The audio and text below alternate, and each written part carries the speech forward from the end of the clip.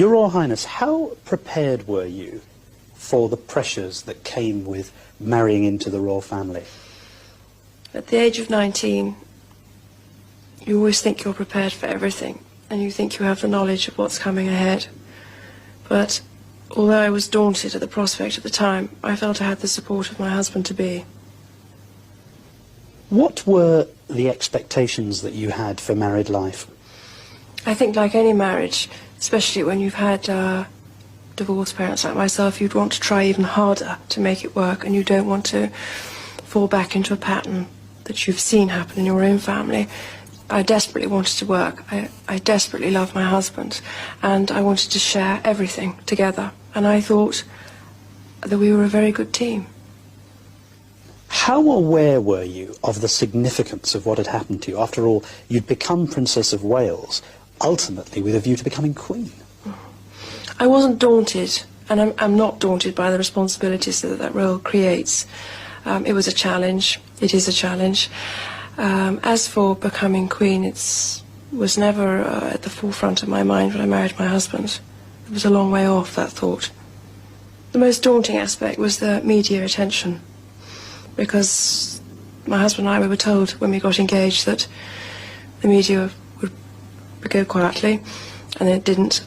And then when we were married, they said it would go quietly, and it didn't. And then it started to focus very much on me. And I seemed to be on the front of a newspaper every single day, which is an isolating experience. And the higher the media place you, is the bigger the drop. And I was very aware of that. How did you handle the transition from being Lady Diana Spencer to the most photographed, the most talked about woman in the world? Well, it took a long time to understand why people were so interested in me. But I assumed it was because my husband had done a lot of wonderful work leading up to our marriage and our relationship. But then during the years, you see yourself as a good product that sits on a shelf and sells well, and people make a lot of money out of you. It's been suggested in some newspapers that you were left largely to cope with your new status on your own. Do you feel that was your experience? Yes, I do, on reflection. But then here was a situation which hadn't ever happened before in history, in the sense that the media were everywhere, and here was a fairy story that everybody wanted to work.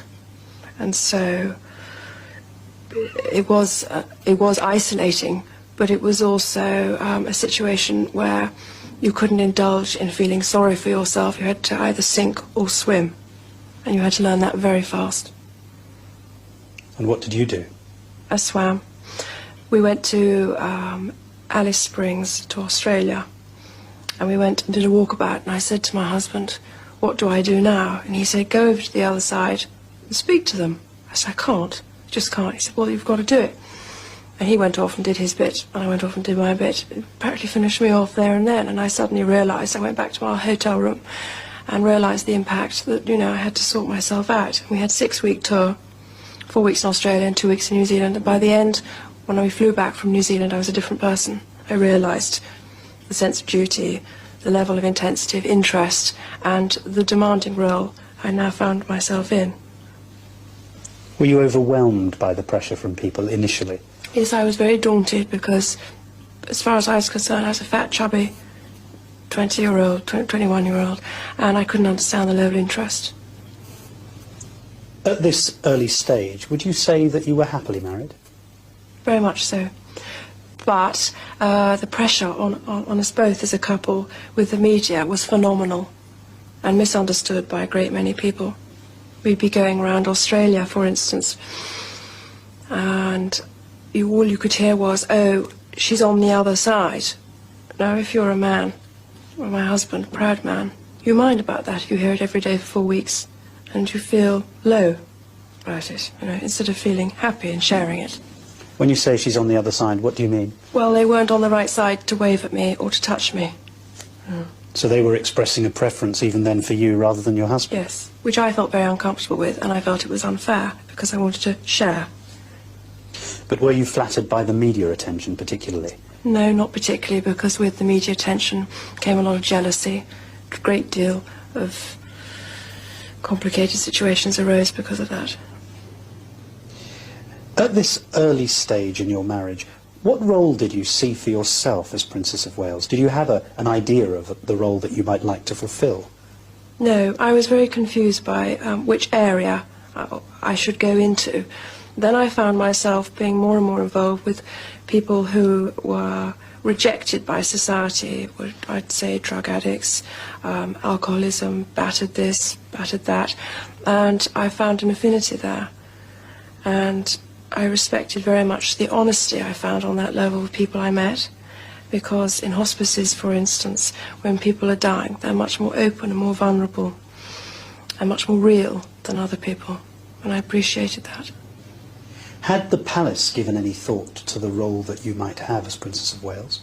No, no one sat me down with a piece of paper and said, this is what's expected of you. But there again, I'm lucky enough, the fact that I have found my role, and I'm very conscious of it, and I love being with people. So you very much created the role that you would pursue for yourself, really? That was Yes, what you did? I think so. I remember when I used to sit on hospital beds and hold people's hands, people used to be sort of shocked because they said they'd never seen this before, and to me it was quite a normal thing to do. And when I saw the reassurance that an action like that gave, I did it everywhere, and will always do that. It wasn't long after the wedding before you became pregnant. What was your reaction when you learnt that the child was a boy? Enormous relief. I felt the whole country was in labour with me. And enormous relief, but I had actually known William was going to be a boy because the scan had shown it, so it was no surprise.